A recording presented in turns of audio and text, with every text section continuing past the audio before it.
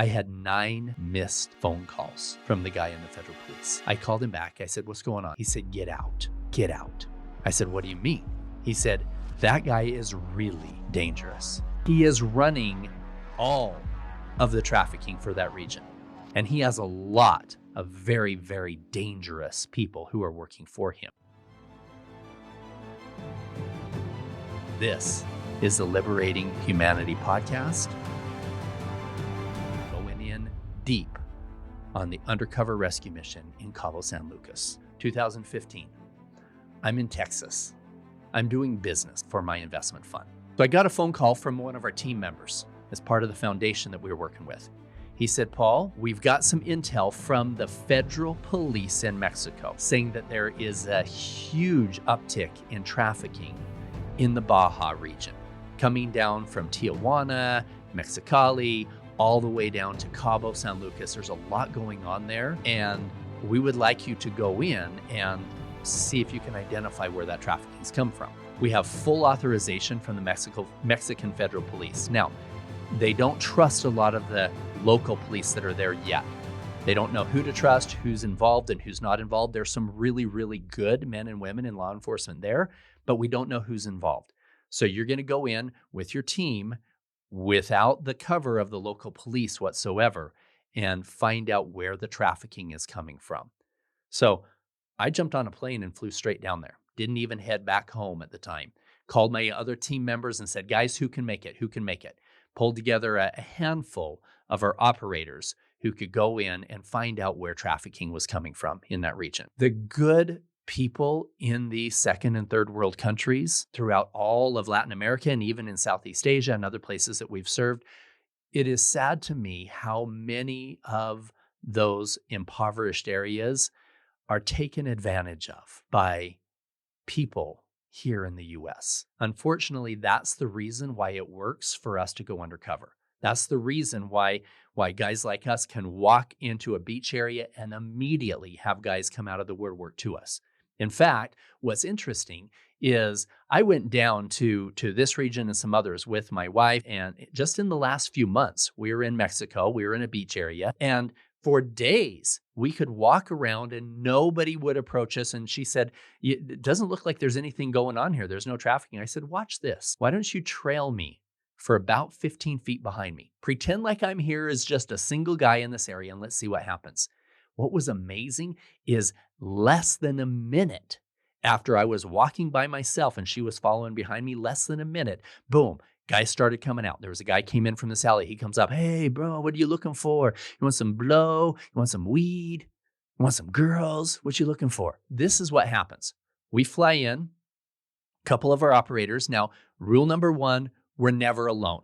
Never alone with a trafficker. However, we can be, 15 feet apart on the beach or whatever else to kind of see what comes out after us. Immediately after getting there to that beach area, we start getting approached. The very first guy that comes is a guy by the name of Ishmael. Ishmael is a drug dealer, and he's there. He's got chains and stuff that he's selling. But as soon as he found we weren't interested in that, he said, listen, he says, I got everything. I got cocaine, you got some weed, what are you looking for? We said, no, we're just down here. We're just partying. We're setting up a party. We're just setting up a party for our boss. He says, oh yeah, I get you everything you need for your party. I said, well, he's looking for things that he can't find in the US. He goes, oh, I can get you cocaine. I can get you girls. I got 14-year-olds right now. Immediately, he offered us 14-year-old girls. And he opens up his phone and shows me a video right there of a girl who's 14 years old. He goes, right here. I can show you her tonight. I can get her tonight. Now, he wasn't a full-fledged trafficker. He was a hustler. He was doing a lot of things. He's what I call a level 1 guy. And my goal is to find out who is actually selling the children, not some drug dealer that's pulling some girl who wants to earn some extra. It's sad that happens, but it happens a lot. Our goal is to find the real traffickers that are there. And I said, well, I don't know about that. She looks like she's just a schoolgirl, whatever. He goes, oh no. He said, I have some guys that can get you everything you want. There's a guy here, he runs it all. He's a big guy. He's really, really dangerous, but I can get you in touch with him. I got his contact information and we stayed there on the beach. Now, our goal being there, we're putting our lives in danger for one reason and one reason only. It's because of the fact that there was a huge uptick in child trafficking. We're there for the kids.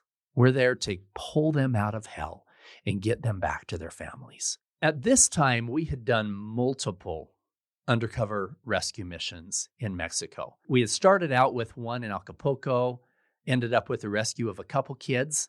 One was being sold by her aunt, one was being sold by a neighbor. But that was ours, meaning my first one there in Mexico, working with some of the team members that I did in that other foundation. Since that time, we had done some in Cancun, we had done some in Mexico City. We were working on some stuff that ended up in a huge rescue mission in Puerto Vallarta area. So the Mexican federal police are some of the best men and women that I've ever worked with. Men of integrity, women of integrity that so badly want to clean up some of the challenges in their country. When the Mexican federal police were trying to go in and connect with some of these guys, it was difficult because they were Hispanic.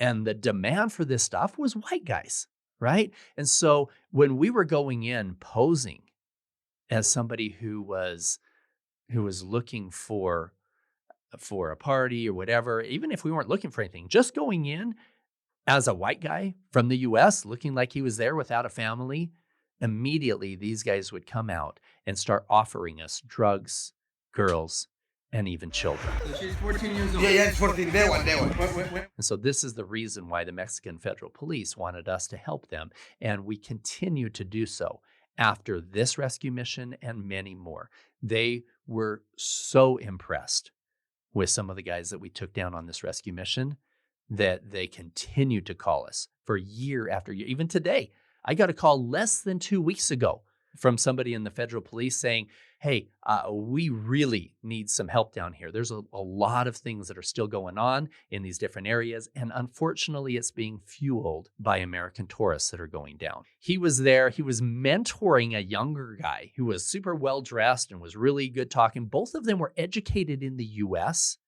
and were down there running companies and selling kids, because that's where the money was for these guys. Now, all of them were referring to somebody in the area that they got their kids from, they got the victims from. That was our goal. We needed to get from that level 1 to that level 2 or that level 3. We needed to find who the boss was, who the big boss was. And they referred to this guy. He was like 6'3", but all of them were scared of this dude. We need to get in touch with this guy. And so finally, one of them, I said, listen, how about this? I will pay you to introduce me to your boss. I'm not going to pay you for this party, whatever else. You simply introduce me to the guy who's providing what you have for these parties. You introduce me to that guy, and I'll pay you some money, pay you a few $100s. Sure enough, one of them did. So Manny says to me, he says, listen, I can get you in touch with him. His name is Diego. Be careful. He's not a nice guy. So we were there at this restaurant area. Manny had brought us a 13-year-old American girl who was down there with her sister. Her sister was 17. They had run out of money. Her sister connected with some of the traffickers, and the traffickers told her, listen, we can fix your money problem for you. And by the way, your little sister, we can really fix it. And so they kind of made friends with them, and then they got them strung out on some drugs. They bring this little 13-year-old American girl to the restaurant, and she's on something pretty heavy. So we exchange contact information with this Manny guy, make sure that we can get in touch with her as well, whatever happens. But then he introduces us to his boss. His boss is Diego. Diego is 6'3", really dark energy. People had told us that he had killed people before, super bad guy. And he comes in, he says, I know from my guys on the beach, I know what you're looking for. And I have everything that you need. You don't have to talk to any of them anymore. They all work for me. And so we said, great, fantastic, show us. He goes, okay, come here. And he goes, oh, wait.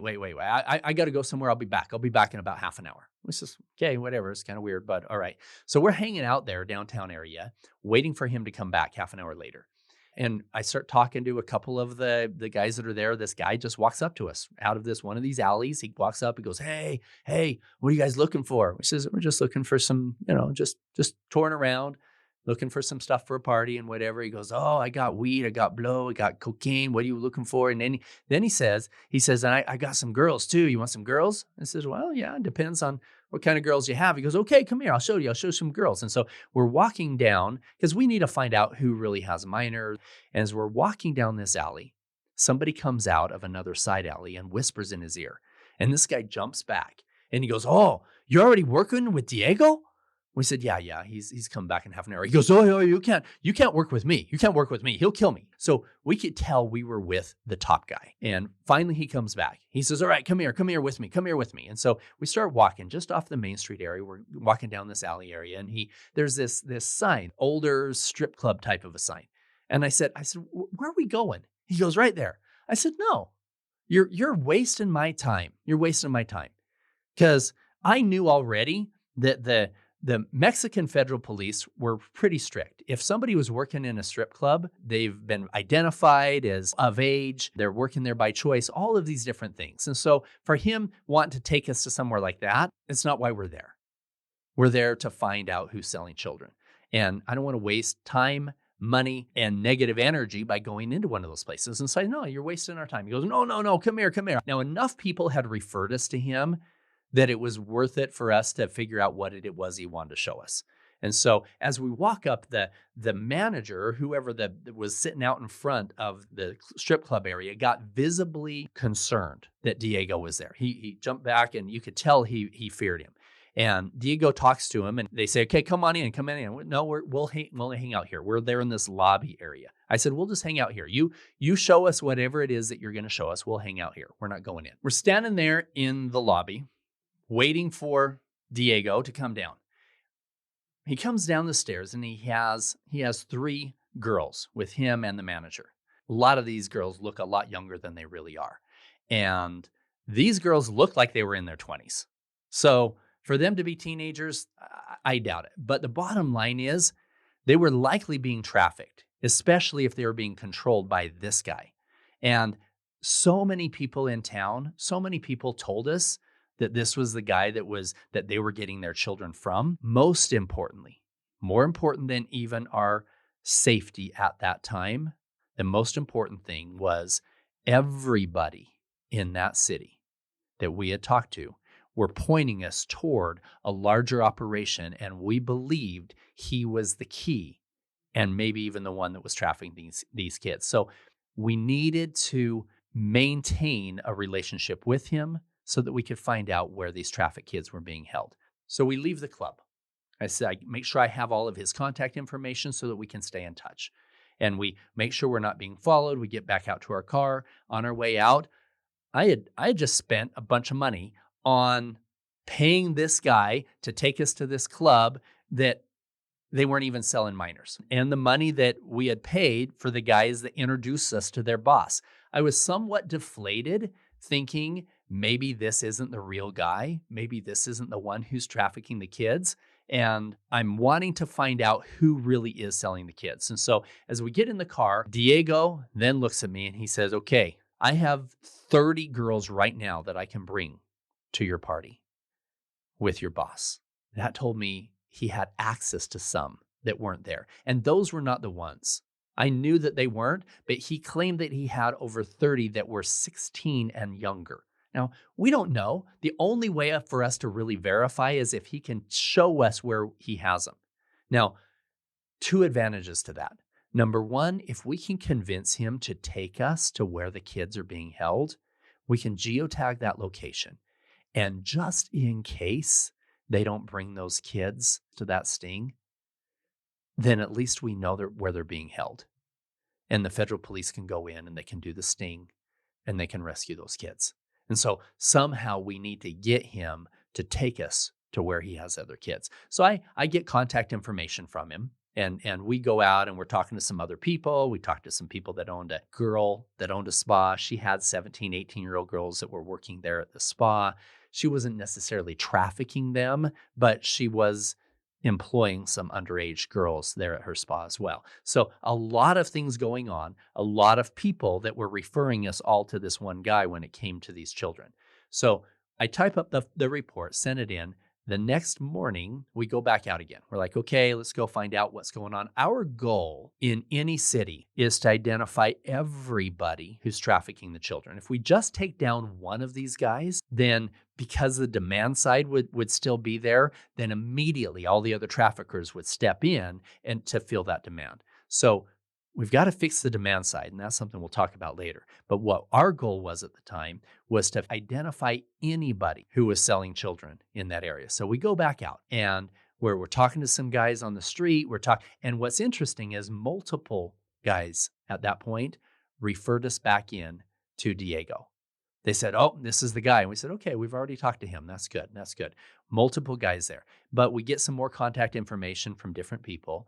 And then I get a phone call. He goes, hey, I got to meet you. I said, fantastic, let's meet. He says, okay, yeah, meet me at this place. So we drive to where we want to meet him, and he gets in the car, and I said, okay, where are we going? He goes, I'll take you somewhere.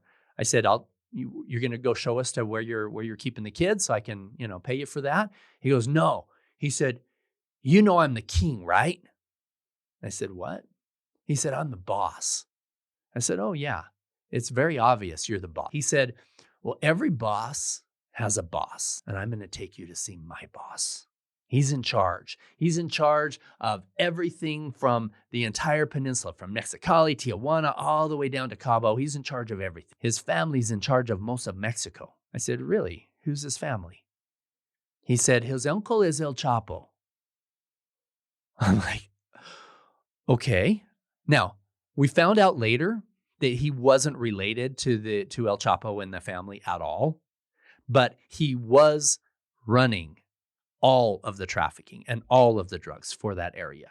And so, which was strange because most of our traffickers that we had taken down up to this point were separate from the drug lord guys, right? This is an interesting little thing. In fact, we had one of our operations where the drug lord in the area, the cartel guy, he said, listen, he was our informant. And he said, listen, you may not agree with how I do business, but I've got children of my own. And those guys are evil. And I'm going to kill them. And if I do, you got a whole bunch of little kids and you don't know where they are. Or I tell you everything I know. Your guys go in. You make sure those families get their kids back. You make sure those guys go to jail and I'll take care of it from there. Like, okay, right? So this was an interesting one where this guy, he says that his boss was running everything, running trafficking, running drugs, all of that for this region. And so I'm like, okay, and at this point, he says his uncle is El Chapo. I didn't know he wasn't at the time. So I'm like, oh crap. So we drive to this public area. It's this parking lot. And we get out, and this guy is man in charge. This is the boss's boss. He's man in charge. He's got really nice $2,000 shoes on. He's got a very nice watch. He is definitely making some big, big money. And we could see at this time, I didn't know how many there were, but we could identify at least 3 separate bodyguards who had eyes on us and most likely weapons as well. So we walk up, and this guy's English is okay, but mostly we were speaking in Spanish at this point. So my operator, Jimmy, is there with me, and he's doing a lot of the translating. And we walk up to this guy, and basically conversation goes like this. He says, so I hear you're looking for a party in our area. I said, I hear you're the guy that can provide us what our boss is looking for. So he said, how many are you looking for? We already knew he had 30 because that's what his guys told us. I said, well, my boss is coming in town. He wants us to set up a party for him. He's got a bunch of his friends coming in. If you have 30, I think that would suffice. He goes, I have that right now. We knew he did. He said, how much are you looking to pay? I said, well, we only need him for a couple hours in the afternoon. We'll pay you a couple $100 for each one. He goes, nope. He says, you're going to pay me $500 each. We had just done some other rescue missions in Cancun and other places. So I told him, I said, why would I pay you $500? When we can go to Cancun, we can pay $200 for the ones that were there. He goes, well, how old were the girls there? How old were the kids there? I said, oh, they were 14, 15. He said, all of mine are under 14. I said, you're right. We'll pay you $500 each for those. I said, what about the 0 kilometers? This is a word that I picked up from one of the other traffickers referring to the virgins as 0 kilometers. I said, so what about the 0 kilometers? And because we had heard from one of his other guys that he had a bunch of those as well. I said, I'll pay you $2,000 for those. Now, it's a miracle if we can get these kids out before they were ever touched the first time. A miracle. So if he already had some that he was trafficking, we needed to get them as well. And so he pushes back. He goes, no, he said, you're going to pay me $5,000. And that's for the little fat ones. This was the kind of energy in our conversation going back and forth. I didn't like being there with multiple bodyguards on us. I didn't like his pushback on all of this. And so I said, look, here's what we're going to do. I'll do the same thing with you that I'm doing with Diego.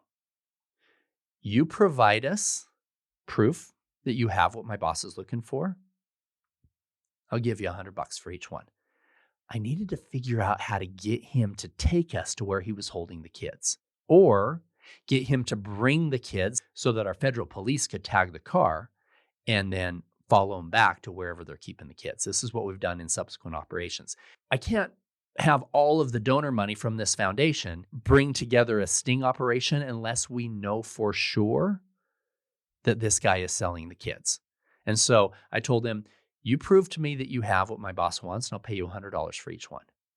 And then he said, no, you're going to pay me $2,000 right now. I said, why would I pay you $2,000 right now? If you told me that you're going to show up with my party with cocaine, why am I going to pay you for it right now and in hope that you're going to show up? How do I know that you can provide what you say you can provide? Then he gets in my face and he said, you ask any mother in this city if Diablo can provide what he says he can provide.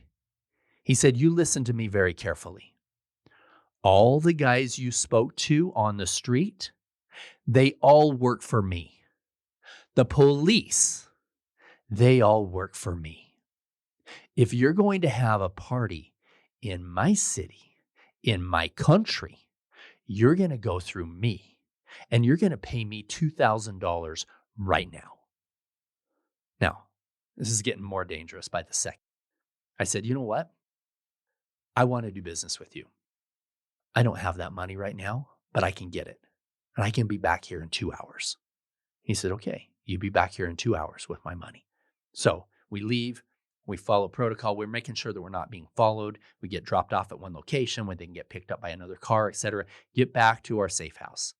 And at that point, I had a bunch of cash. I brought down $3,000 or $4,000 each time we went so that we could deal with whatever we needed to. So I pull out about $2,500 extra cash, put it in my pocket, and we go back. And we got a couple calls of changing location, texts from his guy, and then got back to this public area. So we pull in. And this guy is, at this point, we could see multiple bodyguards. I think there was at least 8 there from what we could see. Guys behind that building, guys behind that tree, guys up on there. All these guys were watching us. No doubt they had guns on us at this time. I get out. He goes, you have my money? I said, yeah, I've got your money. Pull out the $2,000 and I count it for him right there. Give it to him. He said, good. He said, give me your business card. So now he has his money. I pull out my business card. This is my undercover profile that's on there. It says Paul Stone. I'm not Paul Hutchinson. I'm Paul Stone. I don't live in Utah. I live in Southern California. I don't run Bridge Investment Group. I run Paul Stone Capital. I have a fake Facebook page, web page. All of this stuff was set up. And I had my business card so that if anybody ever tests, I could be legit there. My business card had this fake address and this fake phone number and this email and everything else. He grabs my card, looking at it, and he says to me, tell me your phone number. I told him the phone number. He said, okay, pull out your phone. So I take out my phone. He said, show me your phone. I show him the front of my phone. He takes out his phone Now, if I didn't have my number memorized, we would have been dead. I am 100% confident that at that moment, if I didn't have that memorized, we would have been dead. He pulls out his phone and he starts dialing. He dials the phone number that's on my business card, verifying that it really was tied to my phone. Now, if I hadn't done the work beforehand, this is not something that was set up by the foundation, by the CIA guy, even the former Homeland Security guys. None of those guys set this up. I set this all up myself before I went down, making sure I had a business card, phone number, everything all memorized. So there was something inside of me that said that if you don't have this memorized, you don't have this set up, this could get really dangerous. This was that point. This was really dangerous. He calls the phone number that was on there, and fortunately, I had everything linked properly. And boom, his phone number shows up on my phone, ringing. He smiles. He goes, "Good, I like you." Then he said, "Download this app." Had me download something called Wicker. He said, "From now on, everything we do is only on this app." He said, "And messages disappear as soon as you read them." He said, "And I will know if you take a screenshot of anything that comes through." So this guy had done his research, his due diligence. This guy he was not a newbie to this. He knew what he was doing. He had the bodyguards there that was watching us. He says, "Okay, I like you. We can do business together." He says, "Follow me." And we follow him, and he takes us over to his truck. This is a beautiful black truck. It's lowered. It's got beautiful rims. He opens up the doors of this truck, and there's these three girls. Children, scared. He goes, "You like?" I said, "Yeah, that's what my boss is looking for." Because that's why we were there. What happened in the strip club? What happened on the beach? What happened with his guys taking us in the car? What happened with him having guys pointing guns at us and me having to have my number memorized? All of that was worth it, knowing that this guy was selling children. And now we had access to his information and we could take him down. So I said, "Yep, that's what my boss is looking for." We get back in the car, follow protocol, make sure we're not being followed. I get back to our safe house. We had got to a big, big fish. And at the time, I thought he was even bigger than he was because he had told me that his uncle was El Chapo, whatever. He wasn't. But he was still a very dangerous, very evil man. And so I write up the full report. I type all of this stuff. I send it in to our supervisor who sent it in with the federal police guy. I CC'd all of them as part of this. The next morning, when we woke up, I had 9 missed phone calls from the guy in the federal police. I called him back. I said, "What's going on?" He said, "Get out. Get out." I said, "What do you mean?" He said, that guy is really dangerous. He is running all of the trafficking for that region. And he has a lot of very, very dangerous people who are working for him. He said, "We don't have enough manpower in the area to keep you safe right now. You need to be on the next plane out of the country." I'm like, okay, guys, we got to go. Boom. Get our stuff together, head to the airport, get on the next plane. Boom, we're back in the US. Fortunately, I had this guy's number.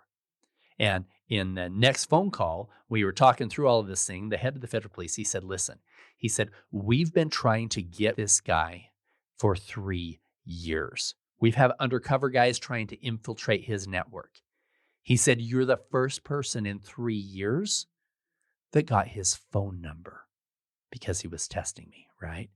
He said, "We've already got a court order. We've already got a trace on his phone, everybody he's calling.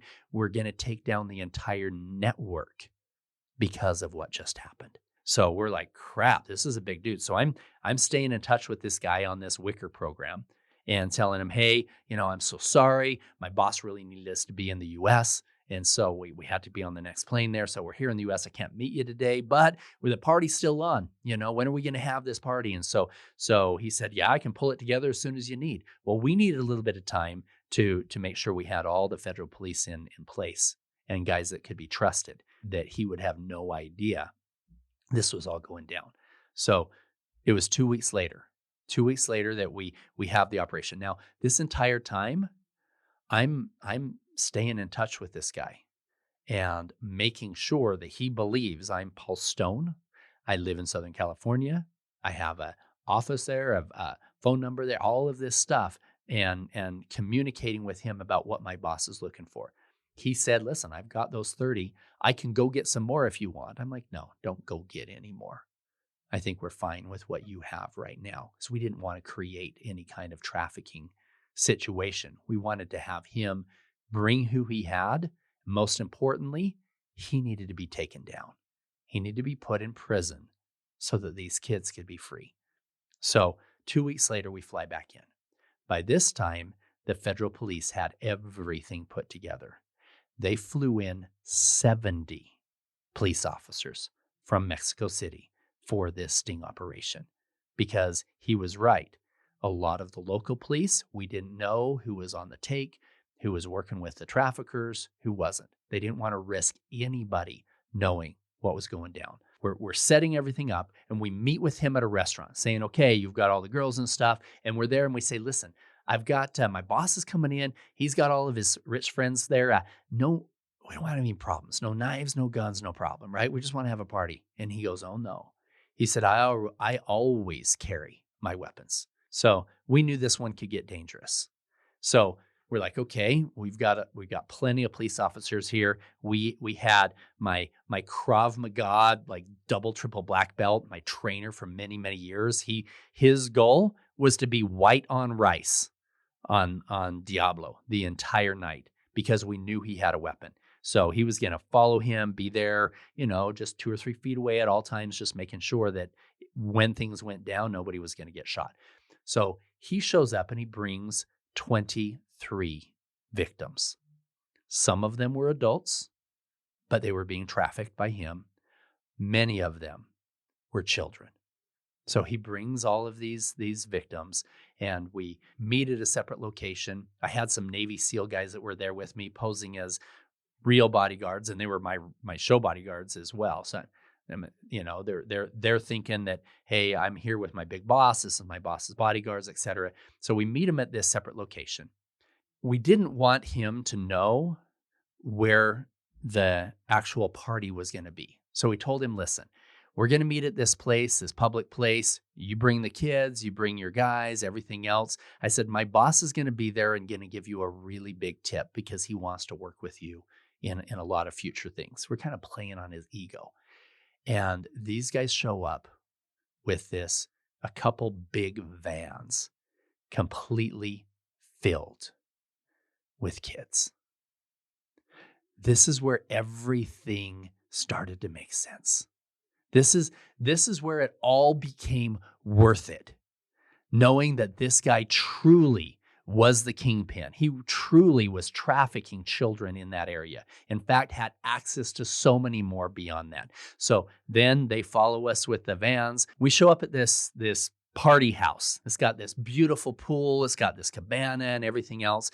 And we put most of the kids away from the action, over on the other side of the party. Unfortunately, at the time, that prosecutor in that area required a couple of the underage victims to witness the transaction itself. And so I grabbed a couple that were 11, 12 years old and brought them over so that they could kind of see the money changing hands and whatever else, and then made sure that they were in a safe place.